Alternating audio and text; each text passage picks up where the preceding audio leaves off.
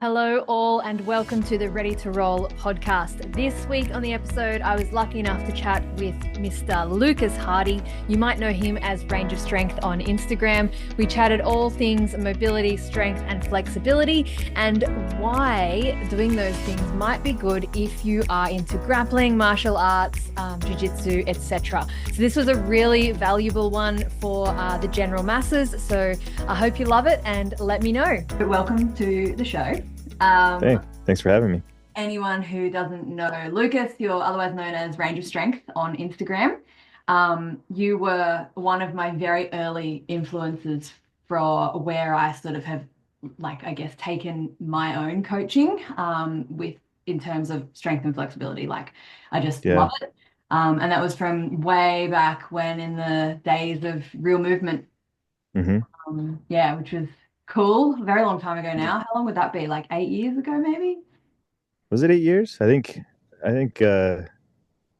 2019, 2020, I think is when we did some deeper stuff with range of strength. But yeah, it would have been real movement would have been going on before then. Yeah. Um, but I think it was more around that time, 2019-ish, around there. We got deeper into the flexibility work, and it was an exciting time because I think there was so many of us at the time that were coaches exposed to mobility training and movement training and strength training, and we were all just trying to connect the dots. Mhm. And that was where I was really putting a lot of my work as a coach, is like helping people connect the dots to, like, how can we have a minimal effective dose to this stuff? What should we focus on? How can we create some core principles around this so that it makes sense, we can get outcomes for our clients, and we can kind of, I guess, organize a lot of these new ideas, because Yeah. the whole scene around the or like 2010, 2015 time frame, it was like a lot of movement culture and gymnastics was coming really big into the industry, and I think a lot of us got so involved in it, but we got lost in the weeds a little bit. Yeah.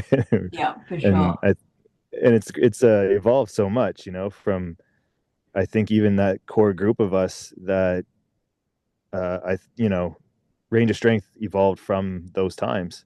Yeah. I'm presenting ideas, and you guys are using them, and even just the connections we have now, we stay in touch, and I keep up with what everyone's doing and how you guys have evolved a lot of the ideas and those sort of things. So it's a lot of reflection period of like, wow, that was an exciting time, because we were Yeah.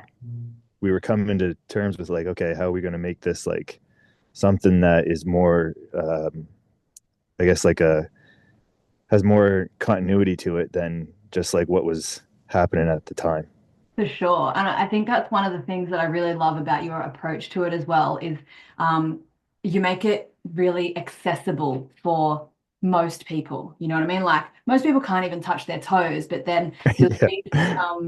very big mobility influences, going into these extreme positions, which is amazing, but it's so unachievable for most people to start at that level. You know what I mean? But Right. with your approach, and I think you just called it the basics, maybe, or the foundation, something like that. Yep. And it was just so cool. Like I went through that years ago as well, and it was just so cool that you do it in a way that is so achievable for hmm normal people who sit Yep. at a desk all day to actually get real results without, having to be in the gym constantly or just doing 10 minutes a day every day of my life static stretching that doesn't ultimately lead them anywhere. Yeah, absolutely. And I mean, that comes from a lot of us that went into those deeper rabbit holes of, the flexibility needed to acquire certain skills, the strength required to obtain certain feats.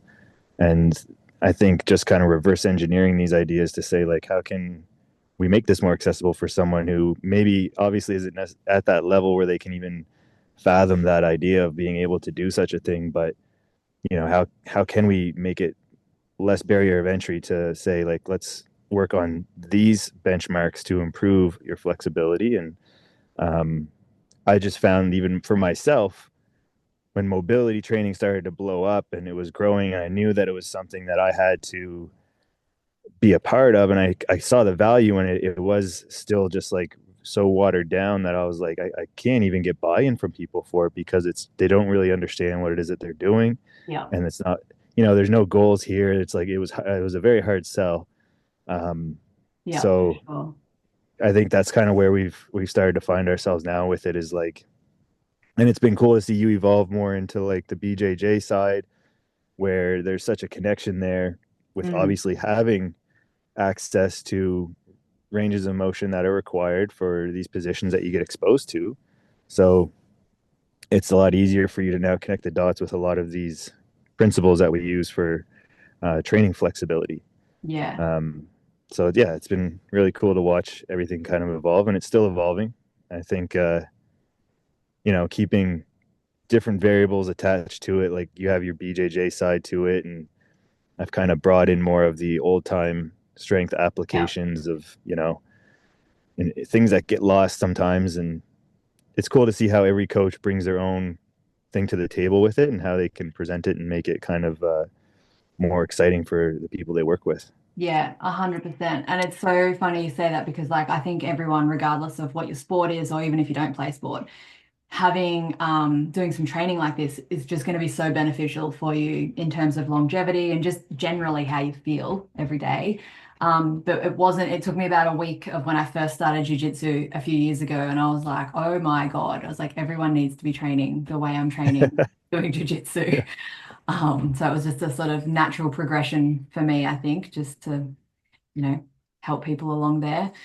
Um, so when you talk about like, I love all the old time lifts and the odd lifts and stuff. I just wish I had more time to train, to be honest, to do them Yeah. all. Where would you say your inspiration, like your early inspiration, came from with the way that you now train and coach?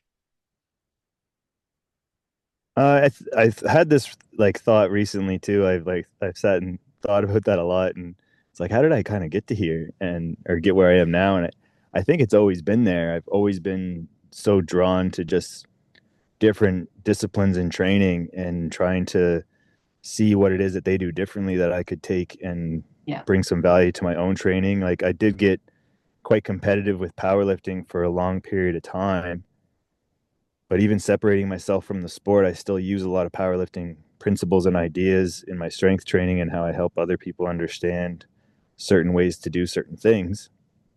And I think as a coach, that's the key is like, being able to have more tools to help the person that's in front of you is Yeah. really the idea rather than trying to buy into like a one set approach or a Oh, system I love or that. some ideology that like everything has to be this way and it can't Yeah, go like outside the lines. speaking in absolutes, Yeah. for me anyway, that's a massive red flag when it comes to a coach. If they're like, this is how you do that, I'm like, maybe, maybe it's one of the Yeah. ways, but there's Yeah. probably others. Yeah, so that's cool. I really love that. Was there anyone in particular? Yeah, I think every time I've done some kind of transition to a new discipline, there's been a mentor there that's helped me along the way. Like when I was powerlifting, I moved province to stay. Well, I didn't stay with them, but I trained out of a small garage gym with a world champion powerlifter. He lived in like a small island in Canada and he was like winning world championships out of this small garage.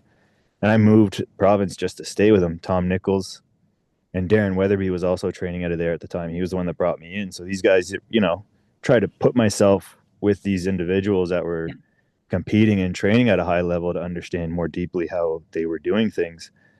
When I transitioned to gymnastics as a focus in training, I found Coach Christopher Summers and I mentored with him for years to get the framework around not just training gymnastic skills, but just embodying the whole philosophy of gymnastics training and how that could fit into like everyday training for people that are yeah, kind of taking a generalist approach. Um, Deeper flexibility work, Kit Lachlan played a large role there, yeah, which I made that transition from. I found him through Coach Christopher Summers, and Kit's work is very heavy into like adult flexibility. It's yeah, like you just yeah, hear that word and you're like, what? It's like, oh yeah, you can change your range of motion as an adult. It's not a genetic yeah, thing. And taking deeper dives that way, and then finding that old time strongman path through strongman archaeology, James Fuller, Yeah, like he's a legend. finding, yeah, just an amazing outlook on how to use that training. Because you got to find the right mentor, right? There's always Yeah. people using the stuff, but maybe they just like doing the list for fun. Whereas you find someone like James who has this very holistic approach to it, where it's like, these lifts can really help improve someone's movement qualities and mobility. And they teach you a lot about your body in terms of like organic strength and going outside of these lines. Yeah. So it's like such a cool outlook on strength training. And you kind of come back full circle where I'm kind of just doing everything now in some Yeah. capacity, but um, you can kind of just start to get to a point where I think where you just realize that everything kind of falls under the same umbrella, but it just depends on the hat that you're wearing with the person you're trying to help. And I do feel like I'm kind of getting to this point. It's not necessarily that I don't want to learn anything else, but I feel like I have these certain tools and areas where I can even just refine it myself. Hmm. And that's a constant thing. I think that I find the coaches I talk to nowadays that tend to be newer and like kind of coming up in the field, um, don't give themselves enough credit for what they already know and refining those, coming back to what you've already learned. Yeah. Um, Yeah, for and sure. I've been doing that more. Can you hear me? Yeah. Oh, sorry. I've been doing that more lately, or this year, is like just reflecting on, early years of training and just going back there with a different lens, just kind of looking through things in a different way. And I think it's almost like a sweet spot where you can be in, and you're kind of always refining a lot of the things that you've already learned. Yeah. I think there's a lot of value in that for everyone, for any skill really as well. Like, Yeah, you know, generally speaking, if you just even stick to the basics and stick to the foundational stuff, you'll do pretty well because there's a lot to be learned at that level anyway, without yeah, having absolutely. anything like, anything too crazy or fancy. That kind of leads me on to I think you said something in there. Um, Oh yeah, adult flexibility. So I was never flex. I was flexible as a child, but then I Hmm. wasn't flexible as an adult until I started properly flexibility training, which would have been in my early 30s. I think I was about 32. Yeah, that's about right, 32 to 34, when I actually started to take it seriously. And I couldn't touch my toes at that point in time. And I always think it's worth talking about because now being 41, I am so much more flexible and strong than I ever was in my 30s. But I hear these people saying, like, oh, but I'm 30 now, and that's just because I'm just stiff because I'm 30. And I'm like, no, you're still a baby for starters, Yeah, and you can definitely make any progress that you want. What would you say to someone who I'm sure you've had that as well? And then obviously we're the same age, I think, aren't we? yeah. 41, I just turned your 41. birthday. Yeah, happy birthday the other day. Yeah, So what advice would you give to that person that thinks that, that because I have a lot of people as well, and they're like, it's okay, I'm just going to stretch every single day. And I'm like, you don't need to do that because, we're not creating the stimulus we need, and you actually need recovery between your flexibility. So yeah, yeah. what would you say to someone who is that person? Oh, geez. It's a There's tough so one. much to there's so much to say, but there isn't Yeah. at the same time, right? Where I think we just really have to learn to develop a new relationship with what flexibility training actually is. It's a different form of strength training. Yes. And like you spend more of your time at the start with someone who like really wants to learn how to do this, just explaining those things and helping them Yeah. connect the dots. Like, yes, we only need to train certain things once, maybe twice a week. If we are doing them at the right intensity, we need to rest and recover and allow ourselves to improve this range of motion and make it more of something that's happening on a regular basis and that we can adapt to. Um, so I think it's just the education piece. Like it's still, people don't make the connection with flexibility training the way they do with strength training. Mobility really evolved from that. Just the fact that they were always separated. Strength and flexibility were always separated as these two things in the industry for the longest time. And then mobility training kind of swooped in to say, like, oh, this is how you marry the two, when the reality is it's just the same thing. Yeah. So I think there's still just so much confusion and so many different ways of explaining the same thing Mhm. that oftentimes I think it's just that, like, just identifying some measurable outcomes for someone, and kind of just like educating them on the fact that, like, we're gonna basically do what you're doing traditionally. It's a Yeah. lower body session, but it's more geared towards improving and strengthening ranges of motion rather than just training your legs Yeah. aesthetically. Which, the reality is that we still end up with that aesthetic outcome because the Yeah. sessions are they're quite hard, right? Like, Yeah. Yeah, I think, definitely.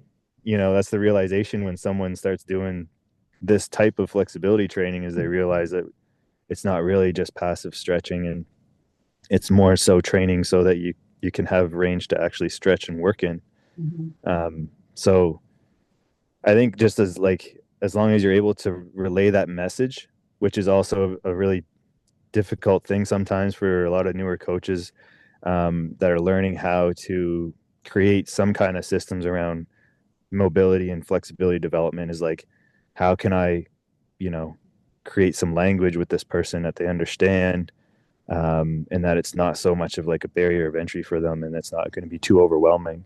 Yeah. Like, I mean, even today, I'll answer messages that, people will ask sometimes, like if they're not clients or whatever on Instagram, but someone just asking about, like, how long should I hold a stretch? It's like one of the most common questions. Yeah. And it's like, it's, to That's me, it's like saying, how many times a week should I squat? It's like, are you squatting now? Well, no. Okay, well, let's just start. Like, let's start with once. And it's kind of like a similar question or an answer where it's like, are you currently stretching? No, but I'm trying to start. Okay.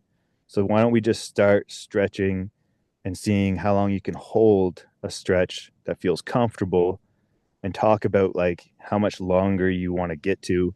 Like, because again, there's these very strict rules for some reason, because it's like, oh, it yeah. doesn't work unless you hold it for 4 minutes or 2 minutes, or, well, Precisely 2 minutes, not you one know what I minute mean? 50. Yeah. Yeah. And it's like An someone coming in the arbitrary number. gym.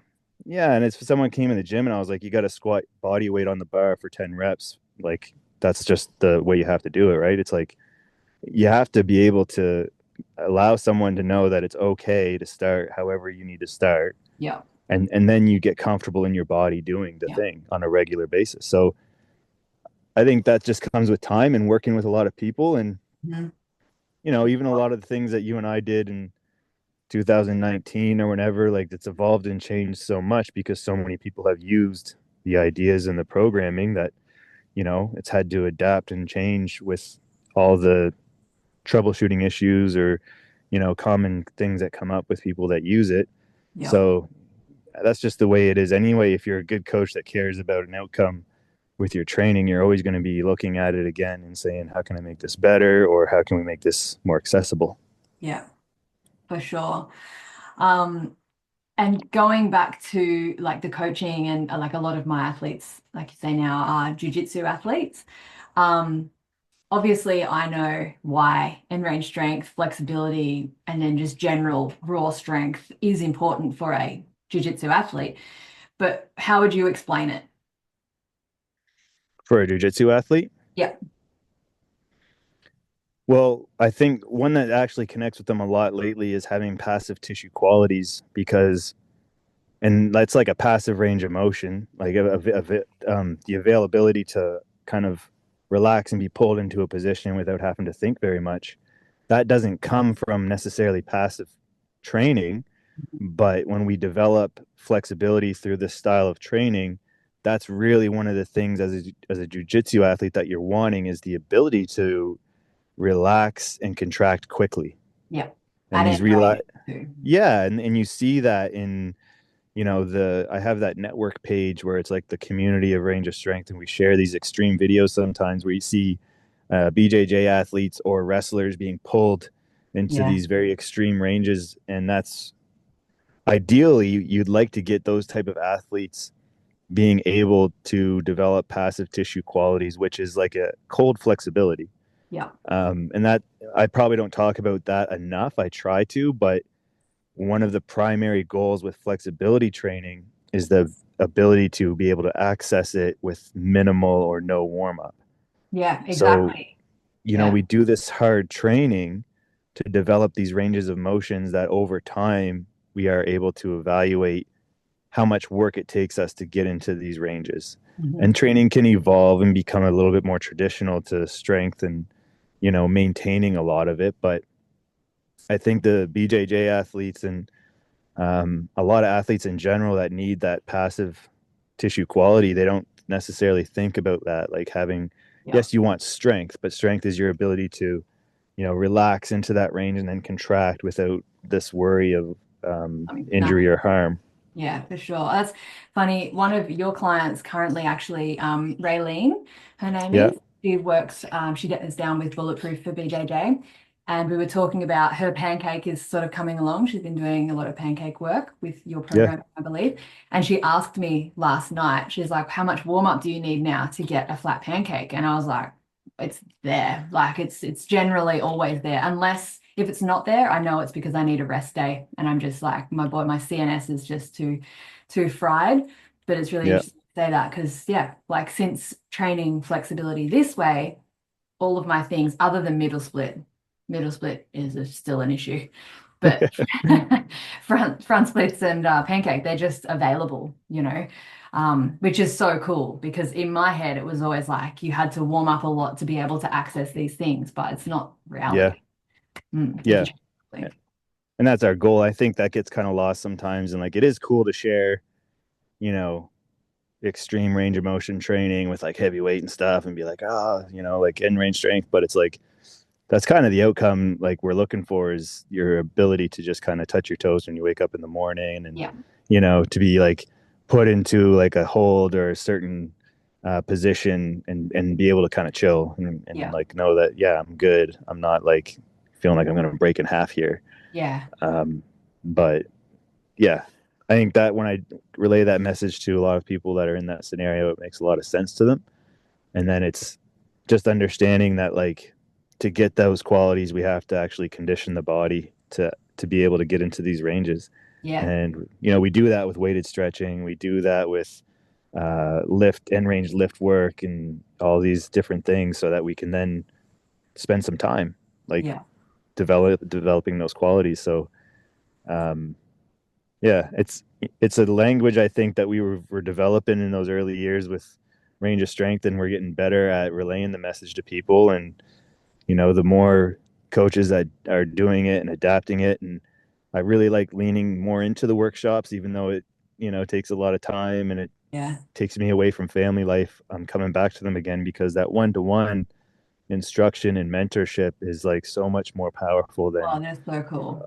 yeah, a lot of the things you can accomplish online. Yeah, definitely, for sure.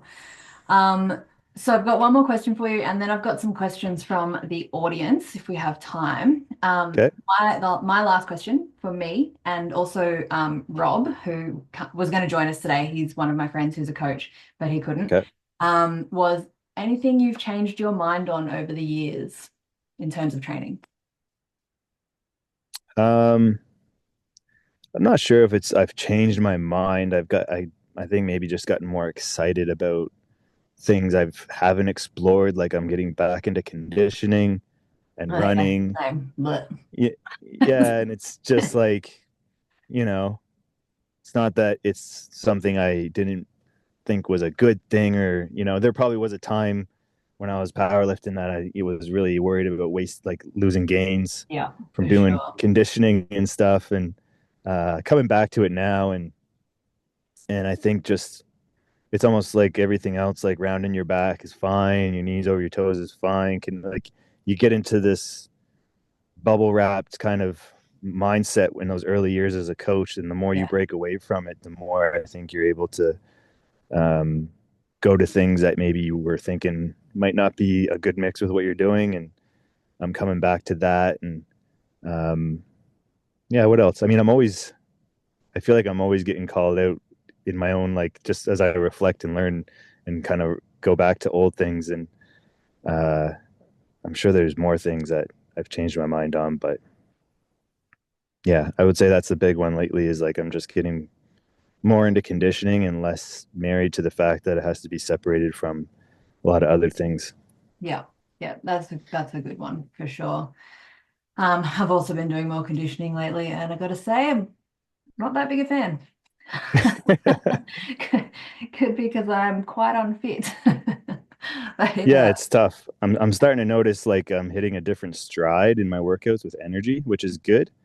Like even I guess like endurance wise, I feel like I'm able to hit the strength work a little harder with more reps. Like I'm starting to see some things change that way. yeah, Um, which is which cool. is yeah, I guess you're as you get older too, you're always finding ways to hit new PBs without it really being a PB, right? It's like Yeah, yeah, I've done this before, but I ran this week, so it's a PB. It's yeah, like exactly.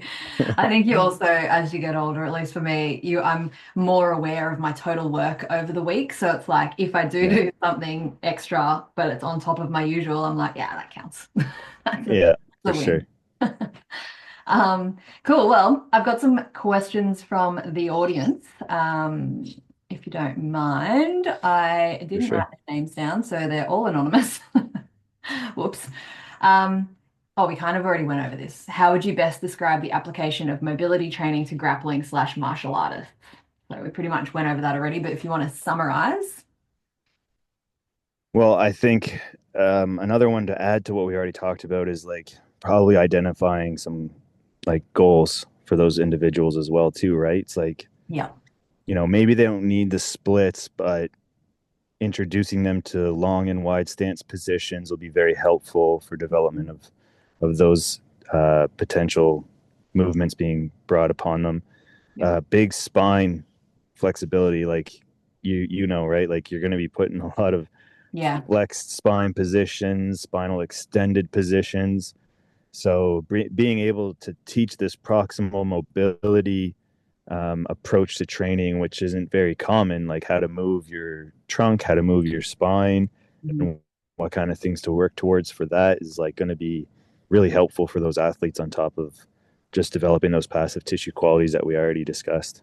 Yeah, for sure. I think especially I mean, for every jiu-jitsu athlete, but particularly, I think people who like to play a lot of guard, having the ability to move your legs into these end range positions to, continue to retain your guard and move your body around and move your hips around in a way that stops someone passing your guard is just super valuable, I think. Absolutely. Yeah. Absolutely. How did you get into unconventional lifting styles? We kind of covered that at the start too.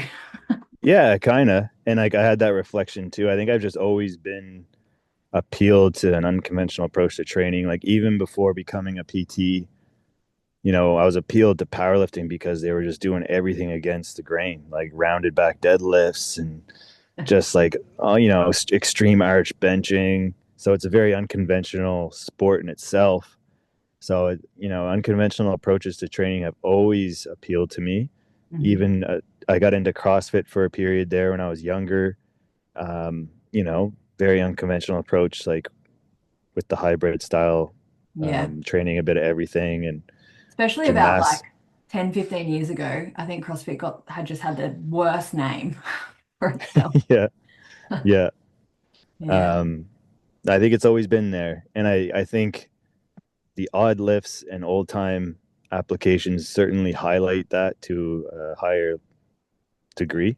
Yeah. Um, but it's always been there. Flexibility training is unconventional training. Like Yeah.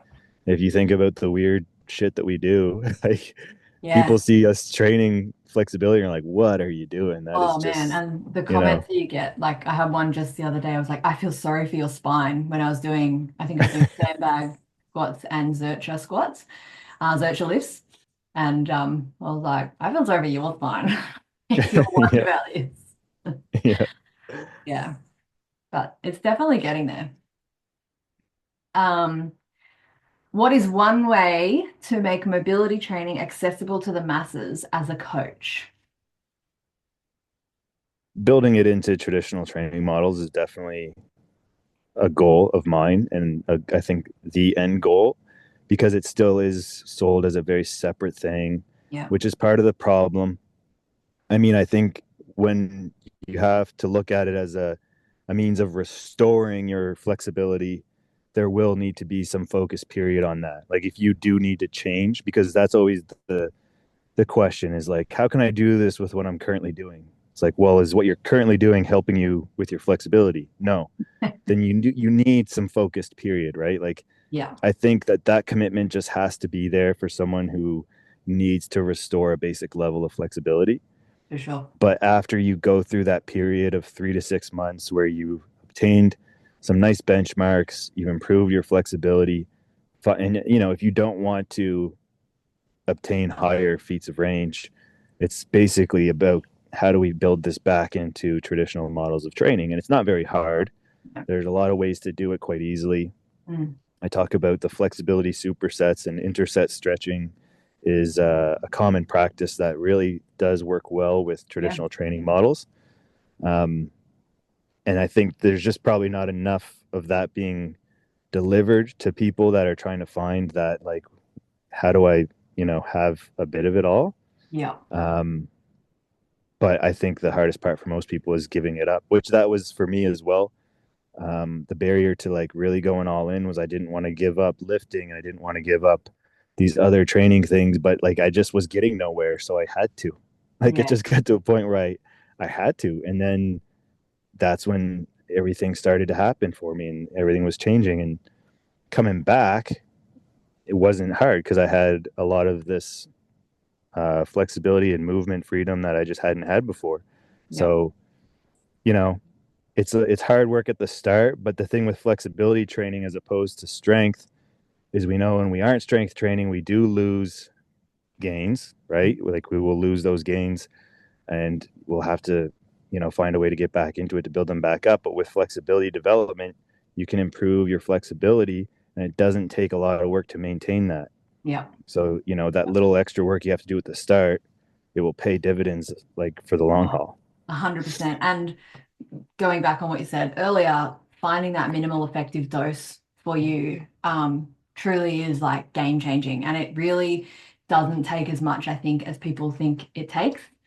Mm-hmm. And I find that especially a lot of my clients, people that haven't had access to this style of training before, within a week, there's usually a message saying like, oh my God, I've never felt like this before. Like I feel so much stronger or whatever already, or their mobility or flexibility has already increased, and it's like, yeah, it's just because you're training properly. Like that's the only difference, you're feeding your body the right movements. Yeah. Okay, well, we'll wrap it up before Zoom kicks us off. Okay. So where can people find you? And I know you've got a workshop coming up. Do you have anything else coming up that you want to share? I'm working on a coach's course. I haven't done that in a while. It'll be more like, a basic flexibility development kind of crash course for coaches that want to, get their feet wet and learn some of those basic principles. Nice.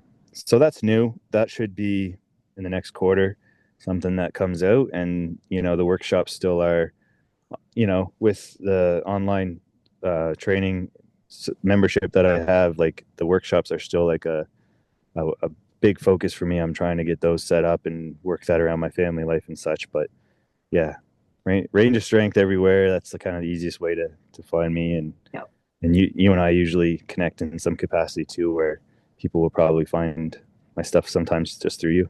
Yeah, for sure. Awesome. Well, thank you very much for coming on and joining me today out of your busy life.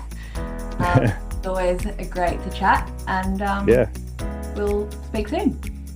Yeah, thanks for having me on, Roxy.